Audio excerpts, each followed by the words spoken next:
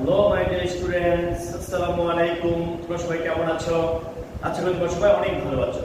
আমি Mohammad Aminul Islam, assistant teacher English, কাজী Kamruddin government institution.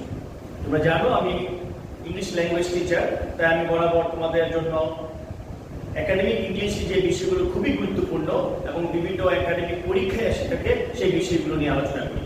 আজকে তোমাদের সামনে আমি যে নতুন একটি ভিডিও নিয়ে হাজির হলাম, সেই বিষয়টা একাডেমিক ইংলিশে যেটার মধ্যে পড়ে সেটা হচ্ছে ভয়েস। তোমরা জানো ভয়েস ইংলিশ গ্রামারের একটা গুরুত্বপূর্ণ বিষয়। তো আমরা আজকে তোমাকে ভয়েসের যে বেসিক যে নিয়মটা, যেটা শিখলে তুমি অন্যান্য ভয়েস নিজে থেকে তৈরি করতে পারবা, সেই নিয়মটা নিয়ে আজকে আলোচনা করবো। তাহলে চলো শুরু করা যাক।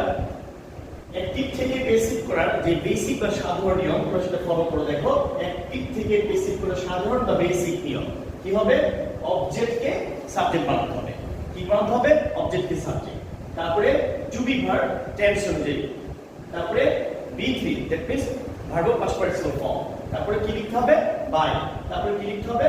সাবজেক্টকে অবজেক্ট। তাহলে নিয়মটা কি দাঁড়ালো? অবজেক্টকে subject, to be verb tense অনুযায়ী, B3 বাই সাবজেক্টকে অবজেক্ট। দেখো আমরা সেই আলোকে একটা एग्जांपल দাঁড় করাইছি।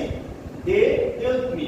ব্র্যাকেটে কি লিখে দিয়েছি? বেসিক। তুমি এটাকে বেসিক ভয়েস তৈরি করবে। তাহলে আমরা নিয়মে কি বলেছিলাম? অবজেক্টকে সাবজেক্ট। আমাদের একটা সেন্টেন্সে নরমালি সাধারণত প্রথমে সাবজেক্ট থাকে, তারপরে ভার্ব থাকে, তারপরে অবজেক্ট থাকে। তাহলে আমরা বুঝে গেলাম ভার্বের পরে যে থাকে সে হচ্ছে অবজেক্ট। তাহলে নিয়ম অনুযায়ী কি লিখবো? অবজেক্টকে সাবজেক্ট। অর্থাৎ হচ্ছে মি, মি এর সাবজেক্ট হচ্ছে আই। তাহলে টু বি ভার্ব টেন্স অনুযায়ী তাহলে আমরা জানি এটা হচ্ছে প্রেজেন্ট টেন্স। আমরা জানি প্রেজেন্ট টেন্সের জন্য জিভা আসবে এম ইজ আর, আই এর সাথে কোনটা আসবে? এম। তাহলে আমরা আই এর সাথে এম লিখলাম। তারপর আমরা কি লিখেছি নিয়ম অনুযায়ী? V3 ভার্ব হচ্ছে হেল্প, এটা V3 হচ্ছে হেল্পড। তারপরে নিয়ম অনুযায়ী কি লিখবো? বাই। লিখলাম বাই। তারপর আমরা কি বলেছি? সাবজেক্টকে অবজেক্ট বানাতে হবে। এখানে সাবজেক্ট কি আছে? দে। দে এর হচ্ছে কি? দেম। তাহলে নিয়ম অনুযায়ী কি দাঁড়ালো? Help me, I am helped by them. ঠিক একই আলোকে আমরা আরেকটা एग्जांपल তোমার জন্য দাঁড় করিয়েছি, সেটা হচ্ছে we took tea। Passive voice করতে হবে। নিয়মটা আমরা কি লিখবো? অবজেক্টকে সাবজেক্ট। এখানে অবজেক্ট কি আছে? টি। আমরা জানি যে সাধারণত নাউনের সাবজেক্ট এবং অবজেক্ট ফর্ম একই রকম হয়ে থাকে। তোমরা আমার আগের ভিডিওতে দেখবা আমি সাবজেক্ট, অবজেক্ট, পসিভ ফর্ম তোমাদেরকে শিখিয়েছি। তাহলে টি অবজেক্টকে সাবজেক্ট বানালাম টি। এটা হচ্ছে টু ভার্বের 2 নাম্বার, অর্থাৎ past indefinite। আমরা জানি past indefinite এর জন্য কি ভাবে আসবে? was অথবা were। আমরা জানি টি এর সাথে কি হবে? was হবে। টি was। তারপর আমরা কি লিখবো? B3 taken।